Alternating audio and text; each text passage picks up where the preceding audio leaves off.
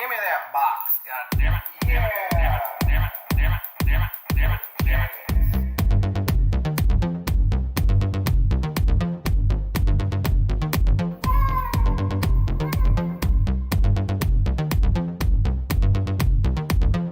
Don't listen to me, I don't know what I'm talking about. Niche. This job is niche. This job is niche. My name is Sean and I'm a biche. Niche. This cat is niche. This cat is niche. My name is Sean. I'm still a biche. Niche. Niche. Niche. Niche. Motherfucker. Niche. Niche. Niche. Niche.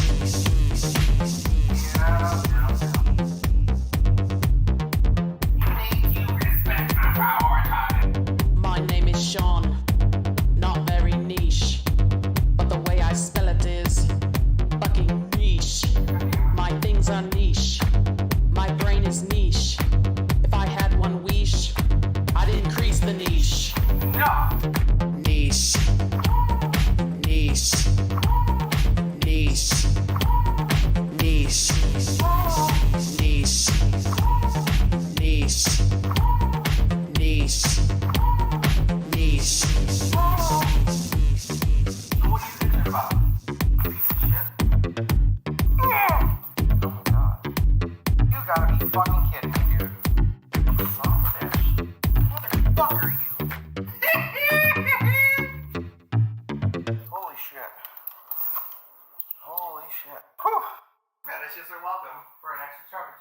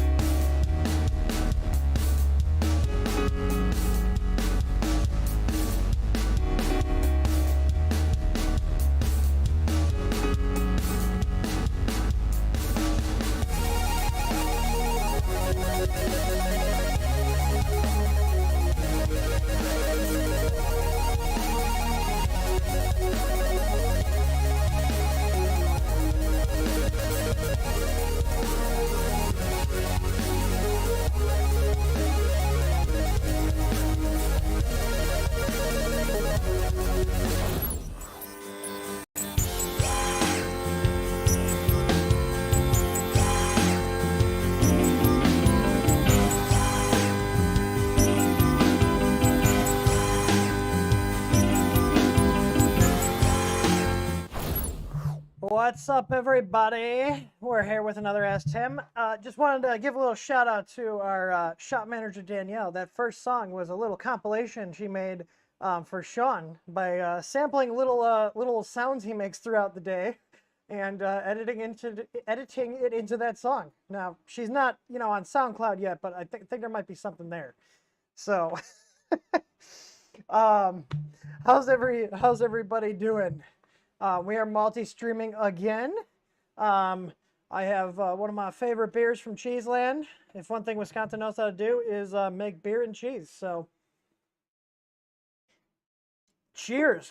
There will be another stream this evening because I want to finish the Aquila X1. I'm just gonna call it the X1. Apparently, this was originally the Aquila, and then it was the X1 when the X2 came out. So we're just calling it the X1.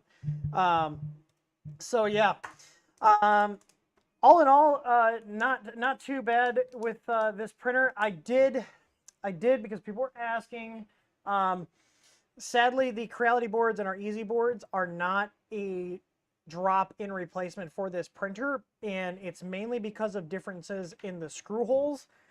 The easiest way to get around that would literally be to like grind off some of the standoffs and then put like a plastic cap over them. But the thing is that it's not a drop-in. Like, it's close, but they changed just enough where you're not going to be able to like go put a Creality board in it or a big Tree Tac board or our Easy board without modifying it. So I am actually currently printing on my printer over there. I am printing a housing that somebody posted on Thingiverse for the Ender 3, and it looks similar enough where I should be able to replace the actual metal housing here on this printer that will then accept a standard board. So we're going to see if that works. But I'm just more curious if that's an option, if that'll fit. Otherwise, I don't know. I might design a case just to like make converting it easier, if that makes sense. But the question bot is up and running. I forgot to put my little overlays on. Right now the only platform that the bot is operating on, even though we're streaming out to multiple places, is on YouTube. So if you want to ask a question, please post it on YouTube. If anybody in the chat sees somebody post a question, if you could like, one of the mods could copy and paste that in YouTube, that'd be great. But I am going to be checking the questions here. I think the bot is functioning. Let's see. Has nobody asked a question yet? This is really weird for a stream. Let's see. Yeah, no, it is. Okay, so there's no questions. We had a queue up time and nobody posted any questions in the chat. I'm a little disappointed in you guys. So I'm trying to think if there's anything new that I wanted to chat about. I don't think I have. The only thing I did want to mention, because people were talking about it in our Discord server, was the Anker printer that I think Uncle Jesse did a video on it. I'm gonna go ahead and mute him right now. So it's interesting. I don't know if you guys have been like following it, but this is actually the first like non-render I have seen of this. And you can see here it's a printer, and it looks nice. It's still aluminum extrusion, which I would expect, but you can see there's a lot of plastic on it to make it look pretty and less intimidating. You can see here he sponsored it, and they're doing a Kickstarter. My personal opinion is don't waste your money on Kickstarters. They never end up well. $600 for an Ender 3 size printer. No, it's $750. I don't know what they're smoking, but I want some of it, because if they think that this is worth, let's see, so 21% off for the Kickstarter. They're saying save $160. MSRP is $759. Like, for that price, this better come with something that I can't say on YouTube without getting demonetized. Because that's insane. Like, this is all marketing wink. Like, it's got a lot of nice features, but what justifies the cost of this? Like, you've got no real friendliness for the user experience in terms of, like, repairability. This is definitely going to be a machine where you're going to use it stock, which is fine for some people, but a couple of design choices here. And I've given Big Tree Tech shit for this. It's using a USB cable to power the hot end. These cables are not rated for this type of motion. Strike one. It does have a dual duct, which I do like. I'm not going to ever talk bad about that. Dual cooling fans, one on left, one on the right. That's good, but like, I'm not seeing anything here that justifies the price tag, not even a $400 price tag. Like, this is going to be very use it as it comes. Like, you're not going to be able to do much to it in terms of upgrades. I highly doubt they're going to open source it. It's very well tied into with their cloud crap. And I'm sure there's a small market for that, but like, I don't know. Like, look at, this is the camera quality on here. It's okay. It comes with one. I guess it's got like an AI thing, but like, I don't like putting stuff like this on my network. I guess their target market is for people who want a printer, but don't want to, like, I don't know, deal with a printer, but you can put as much plastic covers on as you want. You're still going to deal with the same issues that any other printer has, you know, issues with the hot end clogging, issues with extrusion, you know, parts breaking, and like, you can't really see much of anything, and he doesn't really show like what the hot end looks like, what kind of extruder setup is, whether it's a dual gear or single gear, whether it's metal or plastic. I don't see how this printer is commanding a $600-700 price tag, but I guess people are dumb enough to kickstart it because like they think $600 is a good deal. You could literally go buy 2 Ender 3 Pros for less than that. And honestly, if I had a choice between spending the money on this or spending the money on the S1 at the $450 price tag, I would get the Ender 3 S1, to be completely honest. Like, it's literally just an Ender 3 with a bunch of plastic slapped on it to make it look pretty. That's it. Like, behind this, like, this is all going to be aluminum extrusion, which is fine, but you know, good luck modding it. This is going to be a printer where you use it as it is, and if you want to upgrade it, it's going to be a pain, because I doubt they're going to make the source code available for the firmware if you need to make any changes. Yeah, their marketing wank is that it can print fast. It's just because they put plastics on it and, you know, have top tier marketing wank in the stuff doesn't make things magically print faster.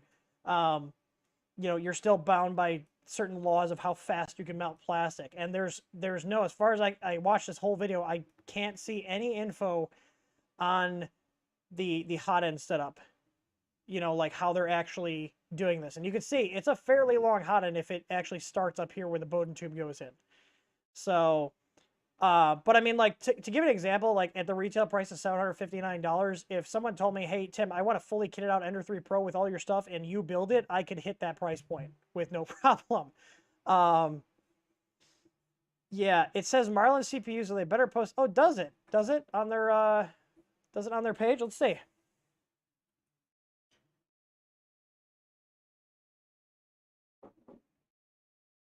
Let's see.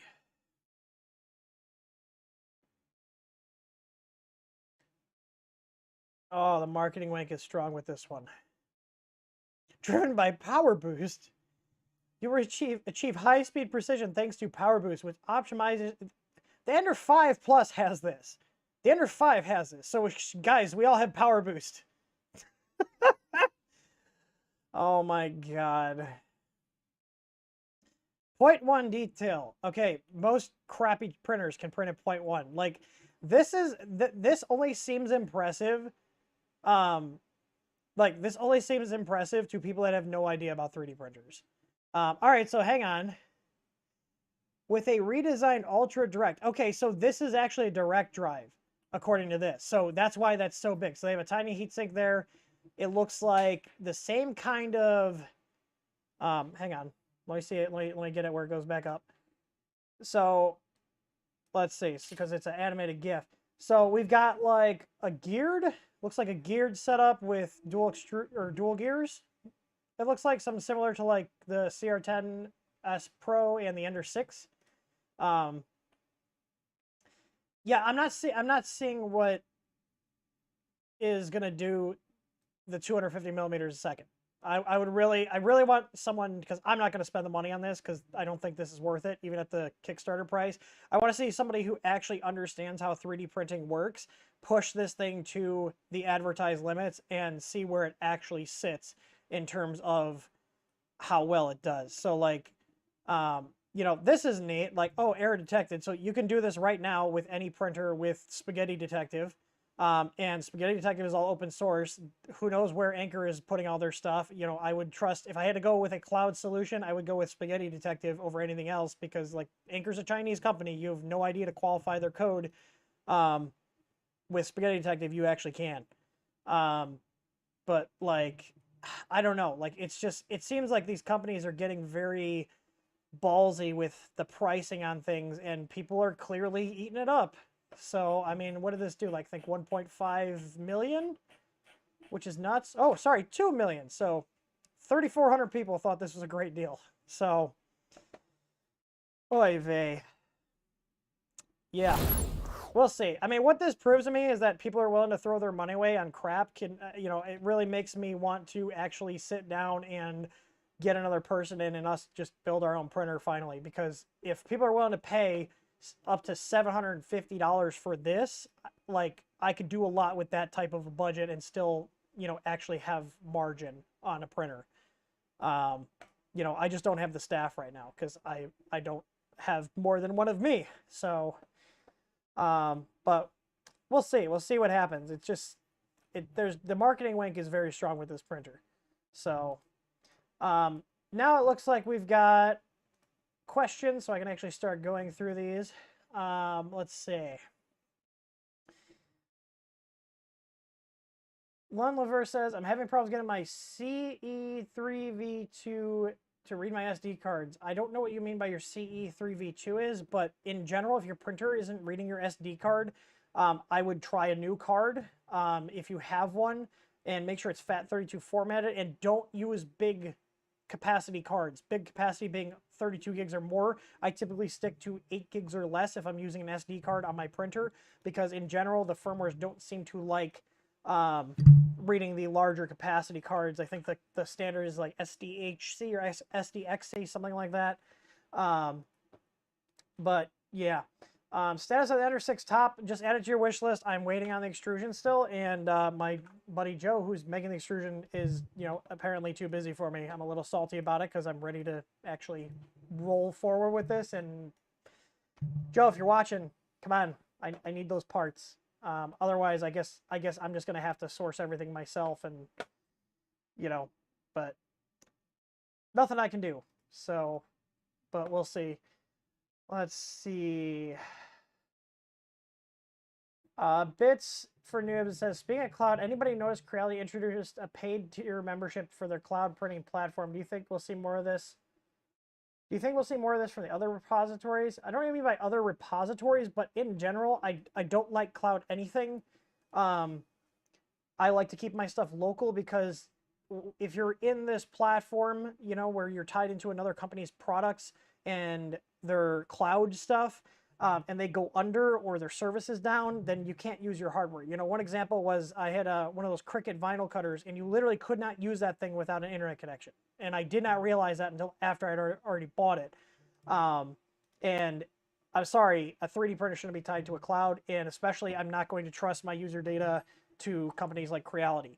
And I'm not going to trust to put equipment on my network from Creality that has access to my entire private LAN, and I have no way to actually prove what is going on in the code. Like, there's no backdoors or anything, because I've said this before, I've actually had like cheap cameras from Chinese companies where I've had somebody connect in through a reverse proxy going back to their server and have a telnet session going, and somebody sitting there scanning my network through this crappy IP camera.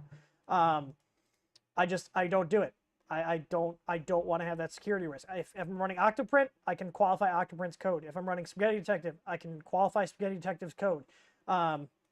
You know, and I'm just not going to trust a Chinese company to put devices with cameras and stuff in my house. I have, you know, companies for like Amcrest and Reolink and a couple Hikvision IP cameras in my house, and they're all isolated on their own VLAN. They cannot talk to the internet, and that's because if there is something in there, like a backdoor or security flaw or something, they can't do anything other than talk to the other cameras on the network, and something would need to initiate that.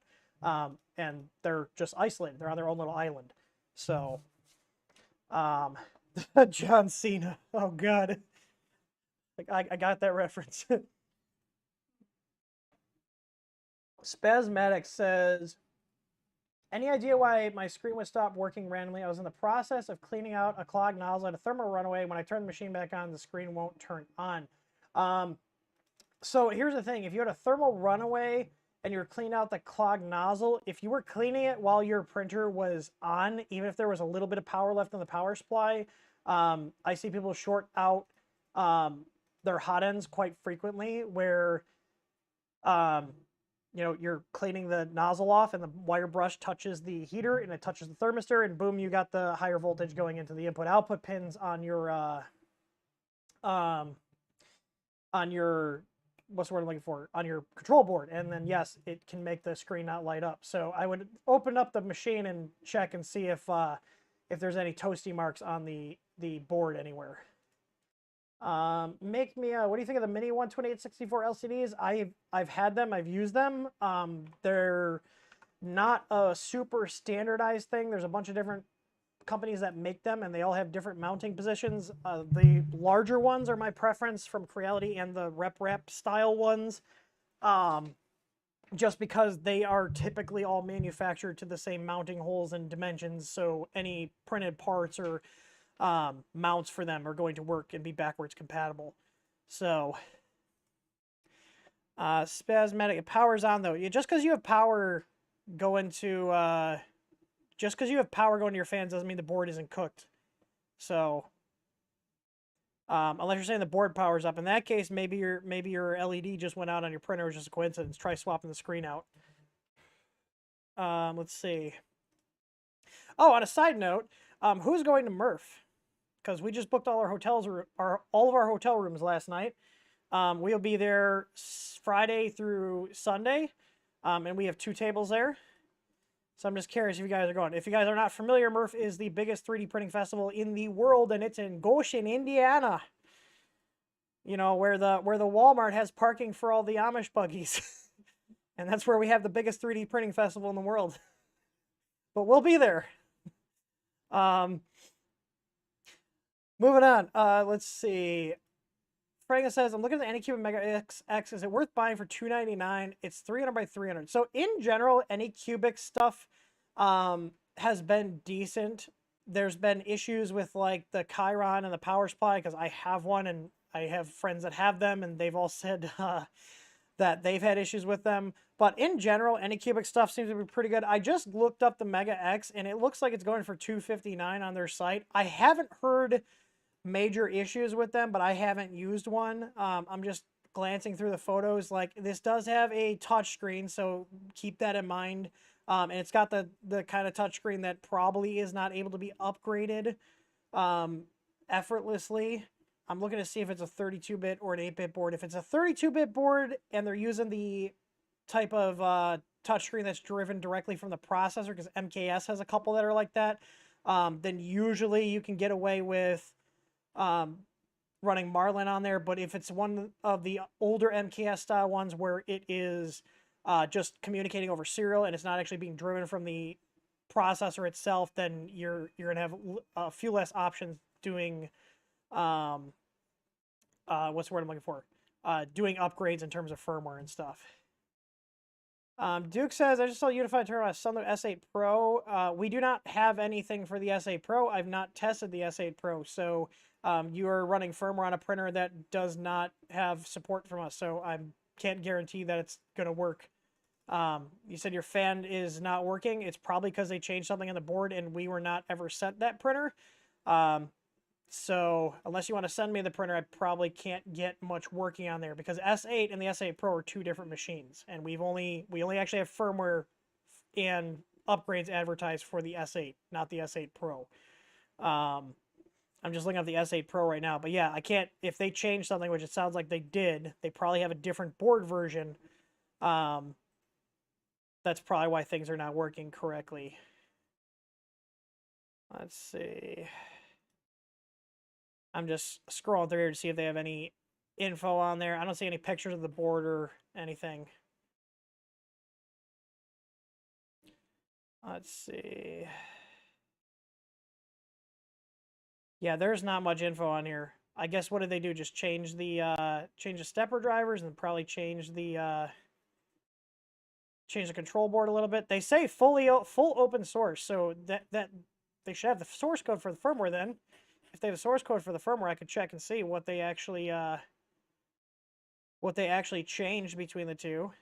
Let's see, Marlin configuration files, February 8th. I'm looking on my screen right now.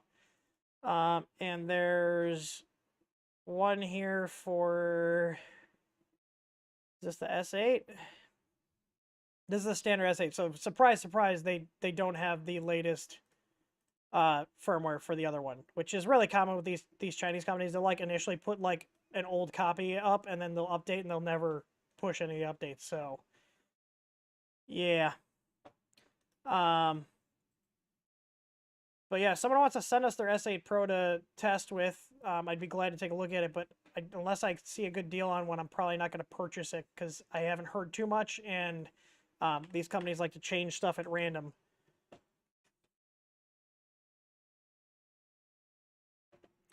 I see now Chris Murphy has asked like 5 different times about how to compile a hex, not entering the question command correctly every single time, and also I'm guessing reading things is not a strong suit, because if he did, he would ask the question correctly, and if he also looked at our website with the firmware, it literally tells you how to compile the hex files when you build the firmware. Like when you build code on the printer, or on VS Code, it spits out a hex file. So, yeah. People, it's literally right here. I'm not going to apologize for being salty about people not reading directions. It's literally right above my head.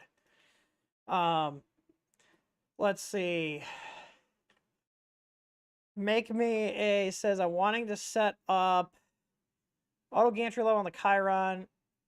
The Viber supports has been wanting to set up on my CR10 or any big tree tech boards that support your firmware. We've got like the SKR2 firmware, but you're on your own. I'm not giving you help with any other company stuff. You should contact Big Tree Tech and have them help you out with their product. Let me know how that goes. That's sarcasm. They're not going to help you. But you can probably post in our Discord server. Let's see. 3D Experiment says, groaning noises coming from my Ender 6. Belt tension appears to be good. Some people said it might be the pulley thoughts. That's not something I can really troubleshoot remotely. I would just say, especially with groaning noises in general, you would want to go over like anything that moves. So like make sure the pulleys are not walking on the shafts and they're press fit pulleys. If they are coming off, the good thing is you can just buy standard pulleys and take the press fit ones off and put new ones on. But check all the wheels. You could also just have a V-slot wheel with a bad bearing that's causing issues where it's like dragging and vibrating. But I would go over all the mechanical portions, check all the pulleys that the belts are riding on, check all the wheels, and make sure that they're moving smoothly. So let's see. Yeah, 500 by. If I built a printer, we probably would not build one that's 500 by 500. That's like really big. I feel like that would be too expensive. One, shipping wise, that's going to be very expensive. And two, like most people don't use that size of build volume. I think the 235 size is kind of a sweet spot. Oh, I don't have the live stuff up. Oh, there we go. Forgot I turned it off because I was recording videos. Let's see here. K2, what's a good printer for my mom? Someone doesn't want to mess around with parts and fixing issues. Put files on a card and go. I mean, the sad thing is, you're not the sad thing, but the reality is a printer is not your inkjet printer, and most people can't even figure out inkjet printers. So, like, they're not going to... There is no printer that exists that is not going to have issues. That's the reality. It's not going to... It's not a thing. If he's going to whine, can you get him out of here, please? Yeah.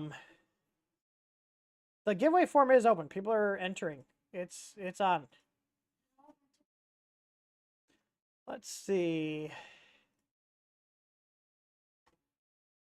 Just looking through the questions here. What do you guys think about the SV03 senior video from 10 months ago? I haven't seen anything since. So in general, if if you don't see a follow-up video, that typically means that we haven't had anything to write home about, meaning there haven't been any major issues. If we have a printer that has a ton of problems after we do a video on it, you will hear a follow-up on it. So in general, no news is good news. The SVO3 I actually ended up selling to a buddy of mine, and he's been using it and he likes it. So it's, in general, Soval does make pretty good machines in my opinion, especially for the cost.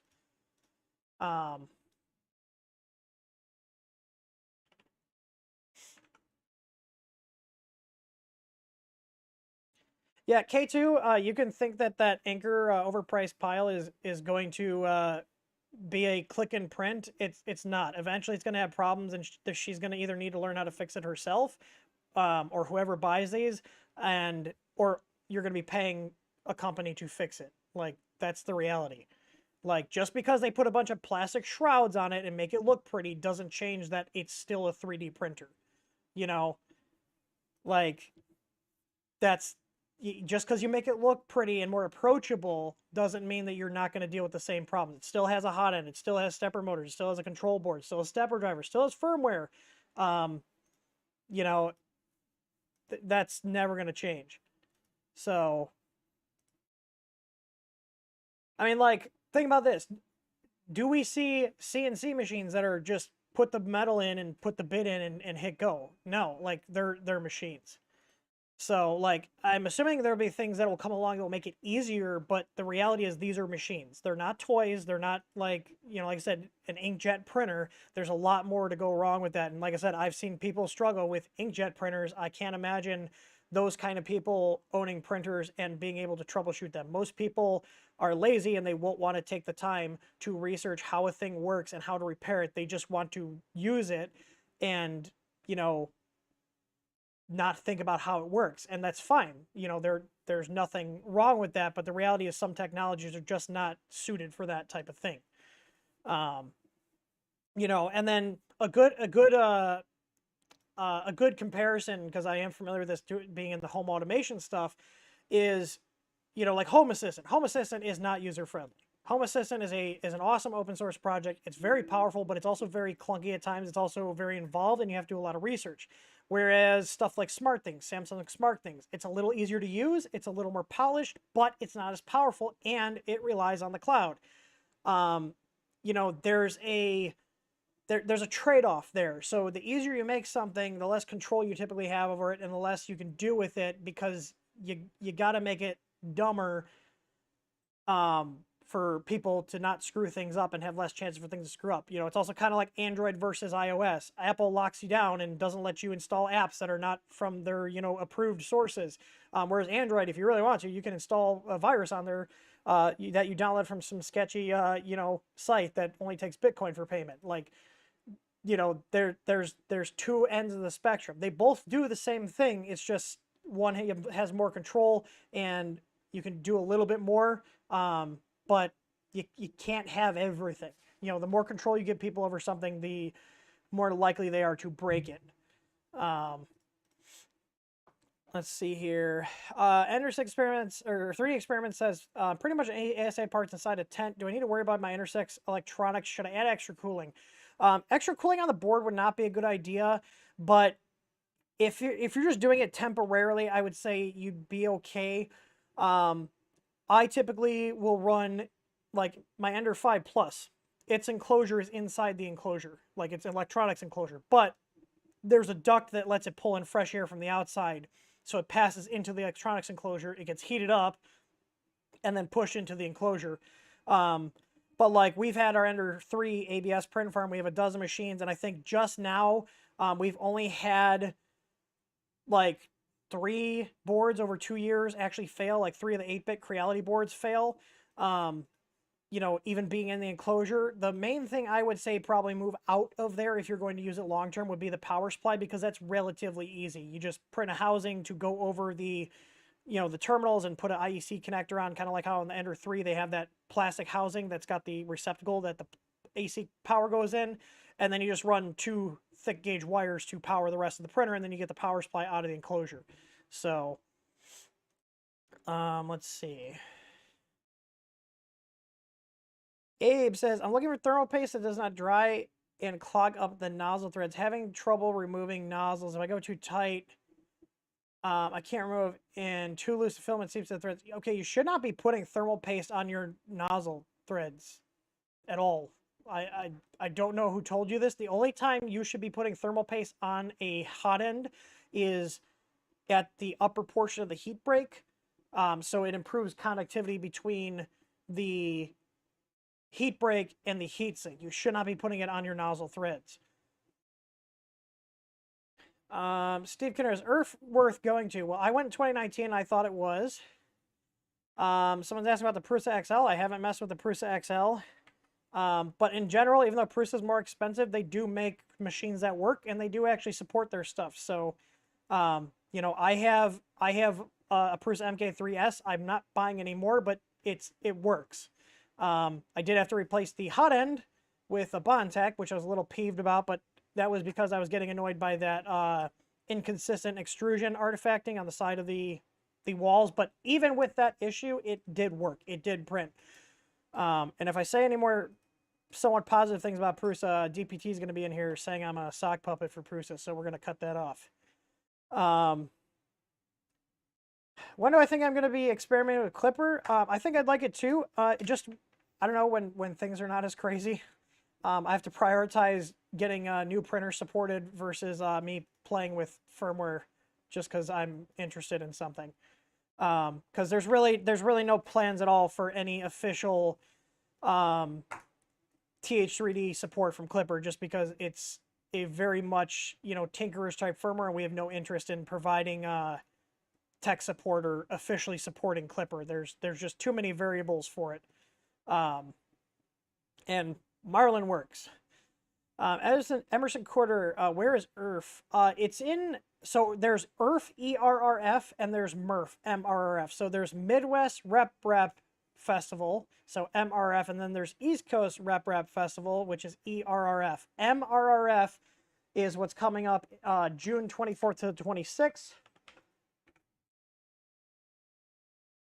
And I think it's MidwestRepRepFest.org. It should go to their Facebook page. It does. So there you go.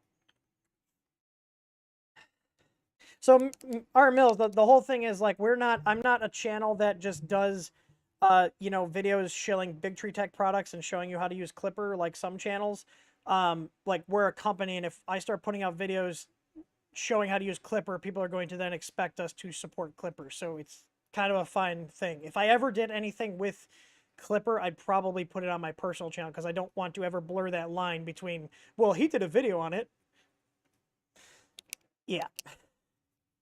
People are that dumb sometimes. I'm not even joking. There was, I can't remember what it was. I was going over, it was the Hero Me Gen 5 stuff, and some guy yelled and screamed at us because he printed the wrong parts for the hot end he bought from us, and his excuse was that we need to print the parts for him because he bought the hot end from us, and we did a video on the Hero Me Gen 5, so, you know, we need to provide him with the printed parts, and because the video wasn't clear and he screwed it up, we have to print parts for him. Yeah. People are that stupid. Let's see. Vincent says, I got issue with Unified Firmware on the Ender 6. If I power up the printer with the SD card, it keeps cycling through the title screen until removed. The SD card works for printing. It sounds like you have a bad SD card. I had somebody say that they had the same issue on the KP3. When they booted the printer up with an SD card, I could not replicate the issue. I did happen to have a bad SD card, and when I popped the bad SD card into the printer, it did the same thing. So it's going to be your SD card. It's not going to be a firmware issue, because if it was, we'd be having a lot of widespread reports, and I'd also be able to replicate it as I have these same exact machines here. Let's see. Am I still looking into home automation? Our Mills asks, videos, expanding your site to sell things. Yes, we are. So the Easy Bulbs, the first batch of those all sold. They all went out. We did a private sale to the Cult of TH3D people because we had enough people there that were chomping at the bit for them. I was like, well, we're just going to do it for, like, we're just going to do it for them because they're the type of nerds that I want to, you know, want to have test them before we go, you know, full retail release. So the bulbs we got are the final retail bulbs in terms of the software and the physical bulb itself. I just didn't have retail packaging, so they just came in generic white bulb boxes. But yeah, so those are going to be getting put into a final order. So if you guys are looking for 9-watt Edison screw type bulbs, so if you're in the US or Canada, the standard screw type bulbs that fit in standard light receptacles and stuff, we will be having those, and they come out of the box with Tasmota on them, so you don't have to take them apart and do soldering. You don't have to download any apps on your phone. It's all local. So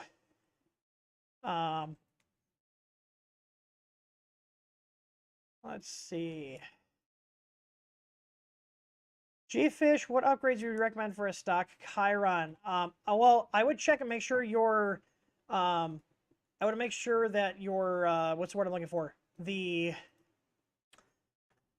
hang on, my questions thing got messed up. Hang on. Oh no. Why is my bot not working correctly? Let's try it again. So stock upgrades for the Chiron, make sure your power supply for your bed is actually heating. We had issues where ours like would heat, but the power supply was actually cycling on and off, and it was subtle enough that I didn't notice it until it got really bad. But like the stock touchscreen, I hate. That's why we came out with a kit. But like honestly, if your power supply is working, make sure you don't have any tin wires going to your main connections. Mainly the bed connections, and then our LCD kit makes it a lot easier to use because you're running standard Marlin then.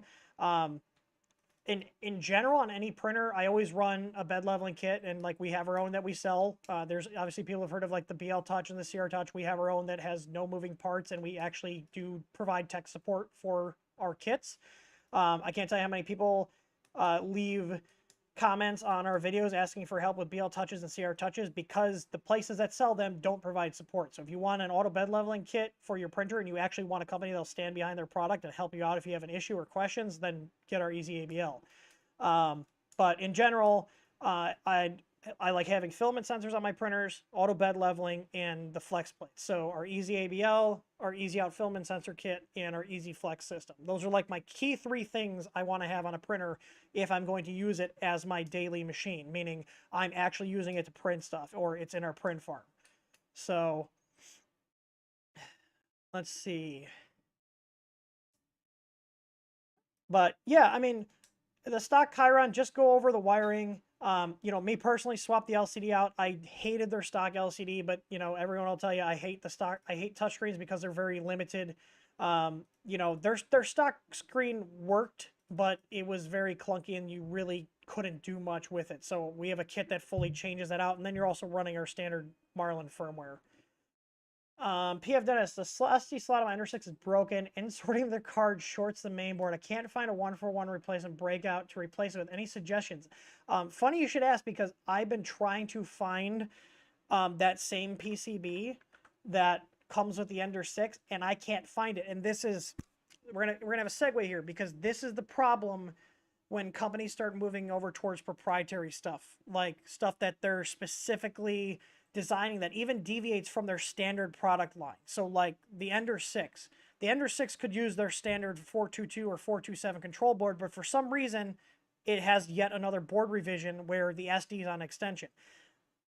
If I was in charge of that, I would go, okay, well, if we want the SD up to the front with the LCD, then let's just get an extension that goes into the slot. And that way, if our customers need to replace the board, they can just get a standard board, and let's just use a standard off-the-shelf SD extension. Well, except they don't. Like, it's a non-standard part. Like, if that happened to me and I use the SD slot, which I don't use the SD slot for anything other than updating firmware, I would probably just put in like a 427 board or our Easy board and DIY it. Like, just replace the board, and then if I really wanted to use the SD card, I'd probably just go, you know, on eBay or Amazon or wherever and pick up an SD extension and just stick it to the side of the printer. You know, but the thing is, like, this is the thing that sucks about these little proprietary parts, that when they work, you don't think about it, but you know, like I said with the Ender 3 S1, it's got that ribbon cable going from the board to the hot end. If that breaks, your option is to either make your own, which you got to find the cable, you got to find the ends and crimp them properly, or hope that Creality sells replacements for them. So if they don't sell replacements for them, how are you supposed to fix it? You know, a lot of the things if you guys haven't picked up on, I'm very much big on fixing things instead of just, you know, this whole throwaway society that we become where, oh, it's broken, just toss it away. Like, no, it creates waste, and it's a waste of money, and you should be able to fix your stuff. So when I'm evaluating printers, whether we get them for free for review or we buy them, which most of the printers on this channel that you guys see, we personally bought. We were not given by the companies. And if we were given them by the companies, they don't get treated any differently. They don't get special treatment just because they sent us a printer. They all get treated exactly the same. So, you know, like, yeah. Let's see. What did I end up doing with the VoxLab Aquila? It's right here. It's going to get an easy ABL. It's going to get solid bed mounts, filament sensor, and then it's going to go out to the print farm. So that's it's going to be one of our production machines. So let's see. Justin, by with most inkjet printers, it's just cheaper to buy a new one than fix it. Sadly, sometimes it's cheaper to buy a new inkjet printer than to buy ink for it. But that's a rant I can go on for a while. I found the only company that doesn't really kind of screw you over as a consumer when it comes to buying, you know, ink and toner is Brother, but even they are getting bad about that. Or as I call them, 2D printers or the boring printers. Emerson Quarter wants to have an unpaid internship. Do you live in the area, Emerson?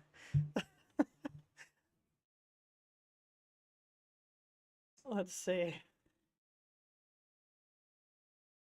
Make me would you ever do a linear rail kit, and do you think they're worth the upgrade? No and no. If I thought the linear rail kits were worth the time, I would have our own out, or at the very least I'd be reselling somebody else's. I don't think they're worth the time, to be completely honest. Like,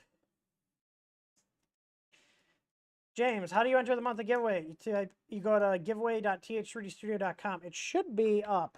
Now you got me worried. Is it working?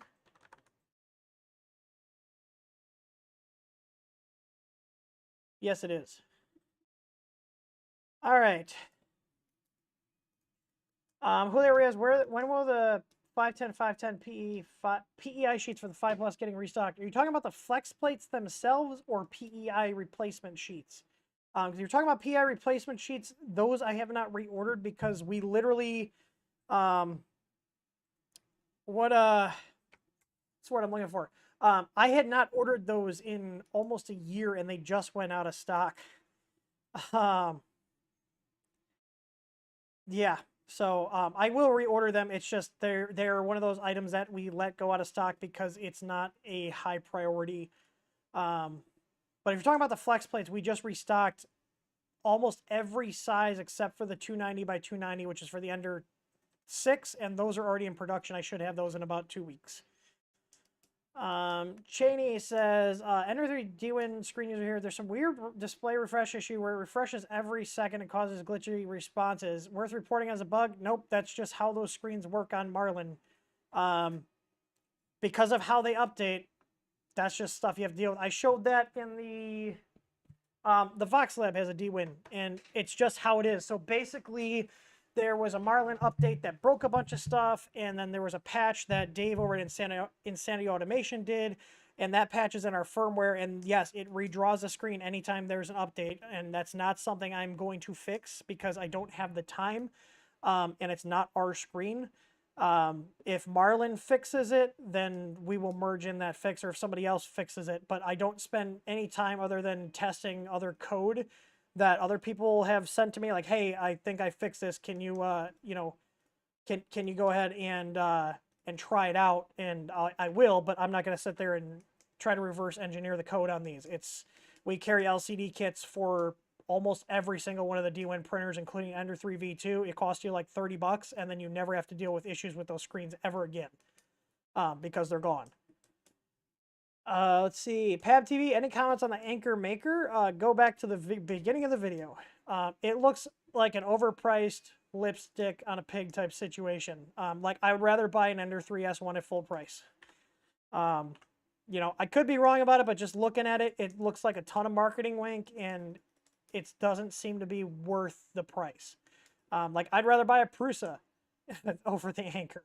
At least with the Prusa, I can modify it and repair it easily and not have to worry about, you know, what's going on in the background. So,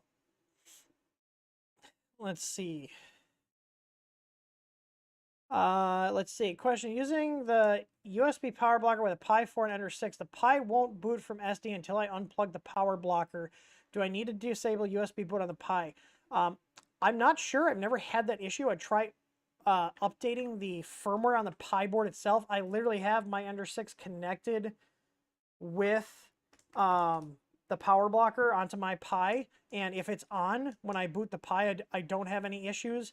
I am also using an easy plug on there, so basically the printer gets shut off. So if there was like an update for Octoprint that would be influencing it, I'm probably not going to see it because my printer gets turned on and off automatically with the plug.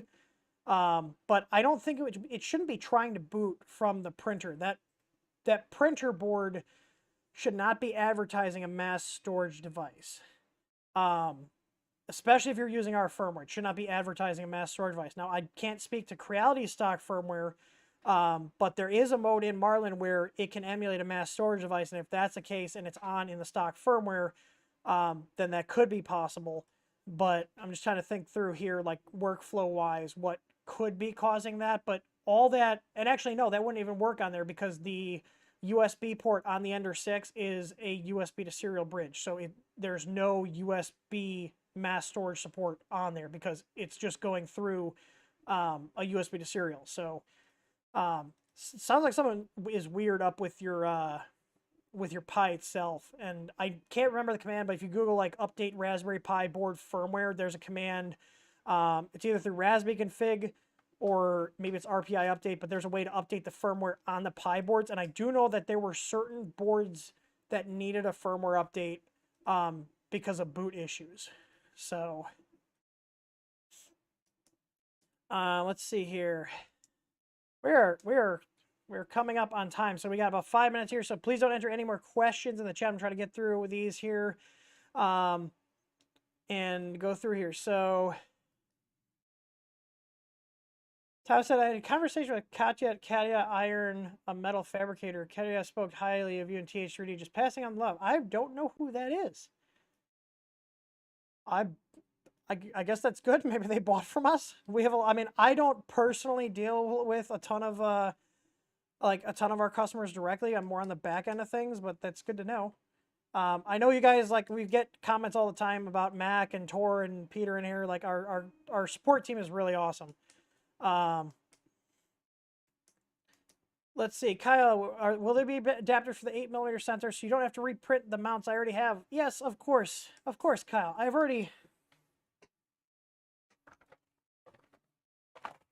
I printed some. I don't know where they went.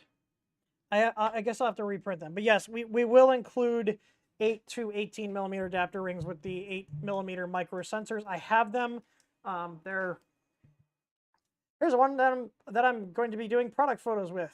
Look how thick that cable is compared to the sensor. For comparison,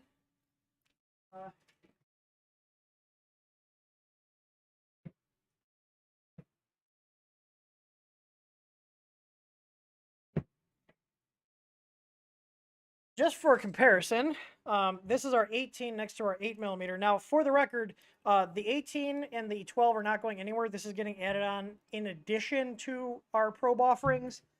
You can see the size difference between the two sensors. Now, this sensor is about $10 more at my cost than this sensor. So the retail price will reflect that. So if you guys are looking for something that's still super highly accurate and works on glass, because these are still capacitive type sensors. So these will work on glass, they'll work on metal, basically whatever you can throw underneath it, it will detect. Like, they're a great option. So I know we had a few people that were looking for stuff for like the afterburner type mounts, that you want something a little more compact. So this is going to be our answer. And I see 3D Experiments asking if they have an adjustment screw. No, they are pre-calibrated to a 2mm detection distance because in order to get the size down, we had to make that concession about the calibration adjustment just to get the physical size. So instead of having a pot in there to adjust the detection distance, there's just a fixed resistor value, and then they're tested at the factory to make sure that they actually hit that 2 millimeter trigger distance. So can I please offer an extension cable for the probes? Actually, that's a good question. The only thing I don't like about extension cables is that's two more points of failure. But I will shoot my buddy Griffin, who does like a lot of our engineering stuff, and he's got a really good hookup that does cables. I'm gonna ask him if he can have extension cables made up like half a meter, 1 meter lengths. I probably wouldn't go over a meter, because these are already 1.5. These are about 1.5 meters, so that's the length of these. But yeah, I'm gonna send a message right now. Hey, can you get 500 millimeter and 1000 millimeter easy ABL? Hang on, easy ABL shielded probe extension EXTN wires made. All right, I'll let you know. He's working on a bunch of different wires and harnesses that we're working on for me right now. Yeah, the micros are on the site. There's no product photo. You can't buy them yet because I haven't done this, and we need to update some of our documentation. So the setup for this is basically the same, aside from you don't calibrate it, and the mounting of this is 1 millimeter higher than the nozzle. Other than that, the installation process is identical, aside from no calibration. But like I said, they are more expensive because it takes a lot more time and a lot more expensive components to get things down this small. So they're just harder to make. When do they go on sale? I want to have them on the site by April 15th, so end of next week at the latest. I've got 50 of them. All right, let's see if there's any other quick question. I did see somebody mention something about, he said, my Ender 5 has an easy board. When I push in the micro SD card, it resets. So I'm assuming you have one of the V1s. The bootloader that is on that board is the same one that the smoothie boards use, and they're very picky about certain SD cards.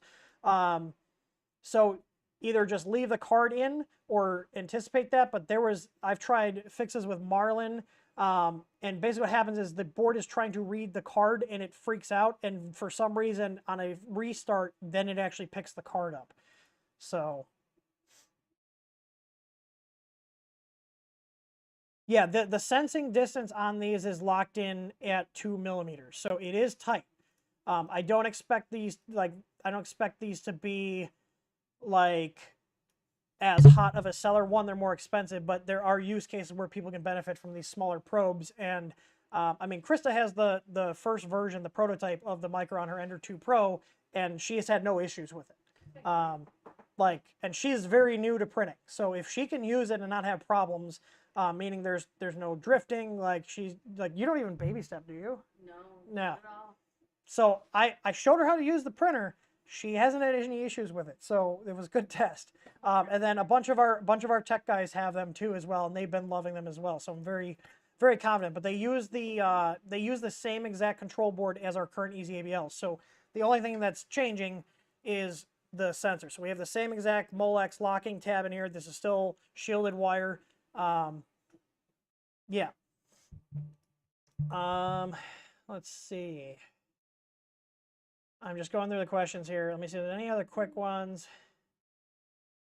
Tom Taylor said, I updated a Raspberry Pi image, then Octopi had connection problems and upload problems, reburned the image, now it works fine. Yeah, it sounds like it might have had, I would probably not trust that SD card. It sounds like you might have just had a bad SD card. I can't tell you how many times I've had like Octoprint installs where things just act really weird, and then I reburn the image and it's okay for a couple days, and then it starts acting weird and crashing and hanging again, and then I replace the SD card and everything's good. You guys got to remember that that the SD cards are a wearable item. Like, they do stop working. There's only so many write and read cycles you can do before they just kind of shit the bed. Let's see. Is converting the Ender 5 to a V6 worth it? So it's interesting you say that because I had issues with my 5 Plus hot end the other day running jobs. I had an issue with the PTFE line heat break backing out and leaking. And I'm like, I only print PETG and ABS on here. So I ended up just, because I need to get it back up and running, I took our titanium heat break and put in there. It's been good. But I was thinking, I was like, why don't I just put the V6 on here? And in my opinion, the V6 style hot ends, they're inexpensive because they've been out forever. It's an open source design. So there's companies like us that have them made by other companies. You can get them. I don't know if E3 still sells parts for the V6s, but it's a very well established and easy to get parts for ecosystem. And it's just a good design. And honestly, if I have another issue with that hot end, I'm probably just going to print them out in ABS and put a V6 on it and replace the stock hot end. In general, I typically will run the stock Creality hot ends or stock hot ends on printers in general and just swap the tubing out for our high temp tough tube, and then it's fine. You know, but if you're doing really high temp stuff, you know, you're like 260 plus, 270C plus all the time, then I would recommend going to an all metal. You know, but if you do it once, if you do it once in a while, just running like a high temp tube like our tough tube or the Capricorn is fine.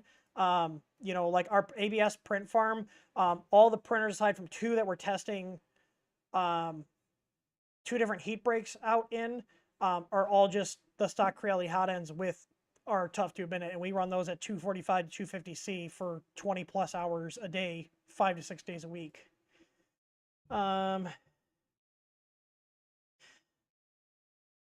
Steven Benjamin, do you have an easy out sensor for the Prusa MK3? We don't. I don't do anything for the Prusa stuff.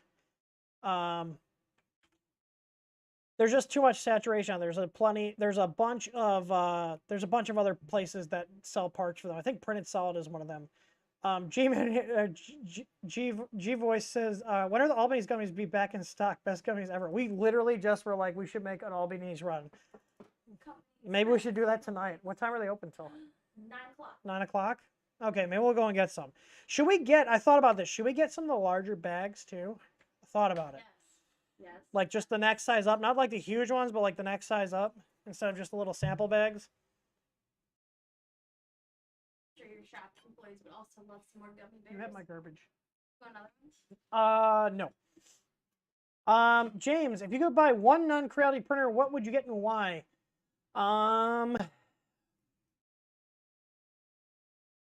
I would get a Soval SV01 because it's a good all-around machine. We have 2 of them in our print farm. They've been really good. But does that count? Because there's a lot of parts on that made by Creality, but it's technically not a Creality printer. I'm just saying. Doc Brown was thinking about getting an Ender 3 Pro, but I hear they now have their private layer power supply instead of meanwhile. Is this an issue? Good. I'm glad you brought that up because I pulled it out of my, what was it? The Ender 3S1. So I actually did look up the Underwriter Laboratory number on here. It is not a meanwheel. It's their own certification, and this certification is a certification that this is meant to be installed inside a finished product.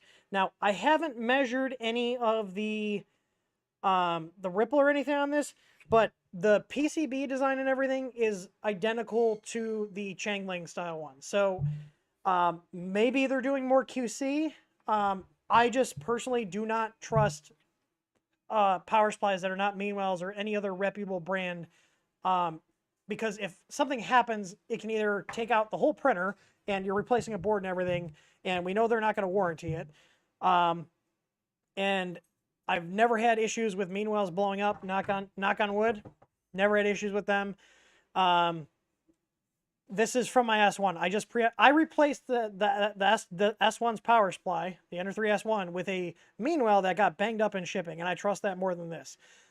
Could just be my personal preference, but I've had too many issues where power supplies have almost caused fires and they've damaged components on my printers that it's $50 to replace a power supply. I'm just going to do it because it's $50 now, but later down the road, I don't have to worry about it. It's one less thing I got to deal with. So, all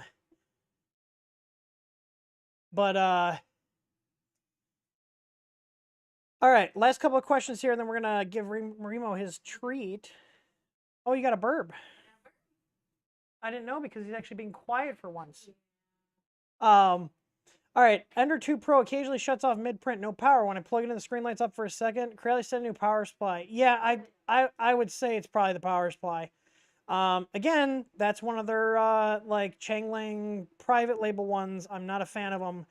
I think I don't want to take Krista's printer out of service, so maybe I'll build her a larger one because I have the Aquila X2. Maybe I'll give her that and take the Ender 2 Pro because I want to build a printed housing that takes a mean well and a receptacle so we can replace the Ender 2 Pro stock power supply with a standard off-the-shelf part. Again, proprietary crap. They use a proprietary power supply design in the Ender 2 Pro. It's not easy to replace it. Like, you could literally unbolt the other power supply and throw a mean well and sit it behind the printer, but it's kind of ghetto and it won't be that safe. Like, yeah.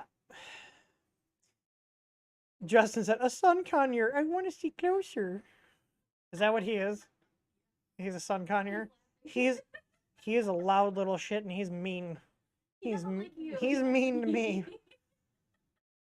Don's asking, he fried his EZ board light. I think I fried the fan MOSFET. I used to repair boards, but I can't get processors anymore. So yeah, sorry, they're useless to me right now. Hang on to them. That might be a that might not be the case in a couple months, but we're not buying old boards because I can't get the parts to fix them. All right, Lyle says, what are some signs of stepper driver failure? Typically, you'll have issues where the motor will just stop moving mid-print. If you ruled everything out, including like the motor itself and the cabling, it could be that the stepper driver is going out. It's rare, but it's not impossible. So, R. Mills says, ask Chris to confirm if you are Tim 3 or Tim 4. It's an inside joke I'm not privy to. Yeah, absolutely. All right, so this is I'll do the last one here. William says he's considering for fun to buy a Crowley 3 laser engraver just to see what it is and what it contains inside. Wait, it will obviously contain a board board 114 with a few upgrades. I'm not sure. I haven't messed with that. But I see somebody asking more questions about the power supply. I literally there. You little demon bird. You wanna put him on your shoulder? No, he's gonna bite me. He's not gonna bite He you. will bite me. He's a little shit. He's He's a little asshole. This is not a mean well. It's not like they're having mean well rebrand this. There's no markings and okay. Now Meanwell could make a PCB for them that doesn't have their brand on it, but Meanwell typically also doesn't use really crappy quality capacitors on their boards like this does. Let's see. I'm taking this off here. So there's certain markings on here. So this is interesting. 248439 is the Underwriter Laboratories mark on here. So that could actually indicate what the real manufacturer is. So there you go. This is not a Meanwell for sure. Like, these are just random crap quality caps. What is it? KM? Like, Rubicon is typically what I've seen in Meanwells. There's no branding on this. It just says KMMJ. And here, I'll show you guys. So there is a marking here that says A-400FGF-R1. That could be a PCB part number or just a batch code. But you can see here, there is a Underwriter Laboratory mark here saying 248439, which is interesting because they have their own Underwriter's Laboratory mark here on the label. Focus. That is 522644. So we apparently aren't moving enough because the lights turned off. Let's see. Jay Sound, yeah, I used to have a son conure. They tend to bond to one person. Well, he doesn't like me. Yet.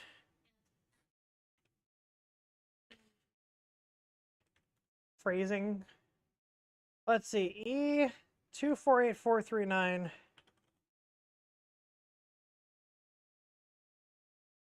Swear to God if he poops on me.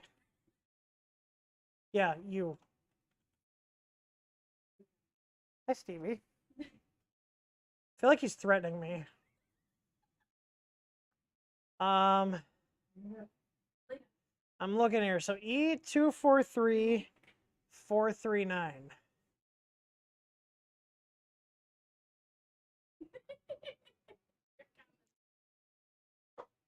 243439. Okay, now if I look up,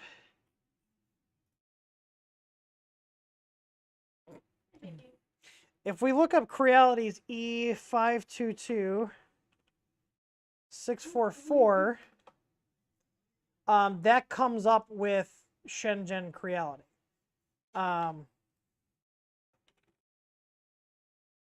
Yeah, so if we look at here, so let me share my screen here. If we look here, E522644 applies to the CHP 350-24 and the CMS 350-24. This is the CMS 350-24, whereas I'm actually trying to find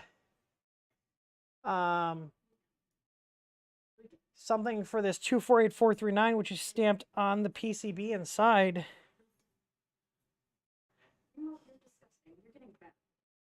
UL, let's see, IQ, is there any listing available on here? Let's try Google.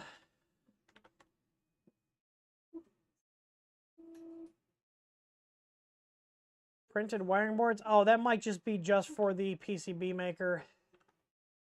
248439. Nope, no hits on that. I'm not sure then. I'll have to do some more research, but yeah, it's not Meanwell's. It's not Meanwell's number. Let me double check. I have Meanwell's over here too.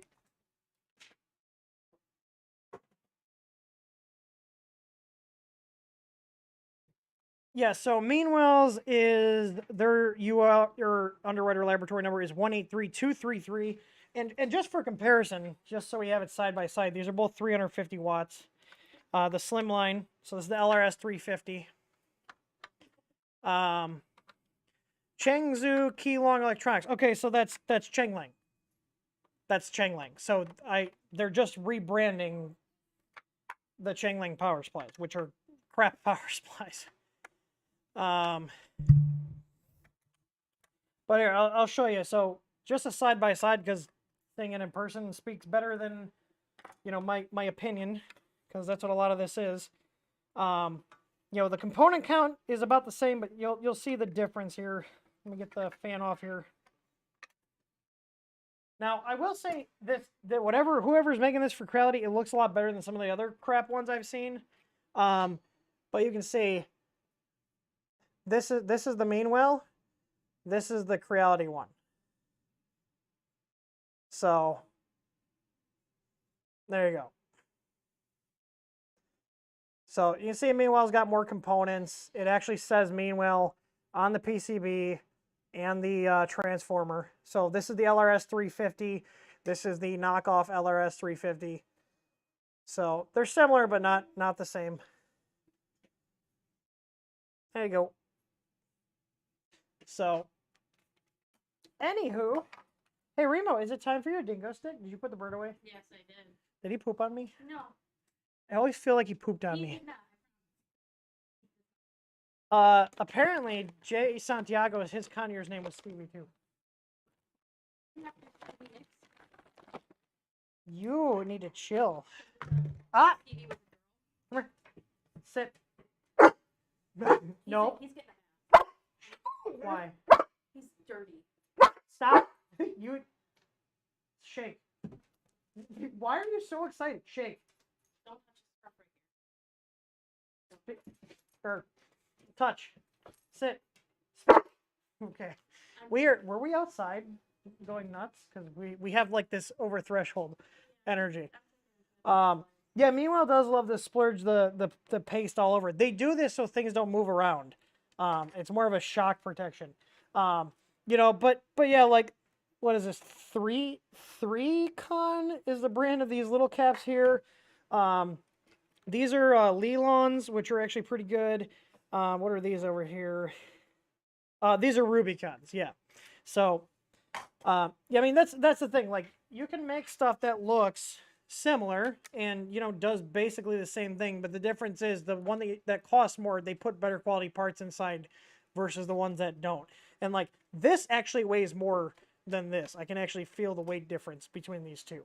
So, anywho, that will wrap it up. I hope you guys enjoyed the stream. If you guys didn't enter the giveaway, it will be open for about 30 more minutes after the stream wraps up. And if you guys haven't joined our Discord server, go and do that right now. You can go to discord.threadystudio.com, and I will see you guys on the next one.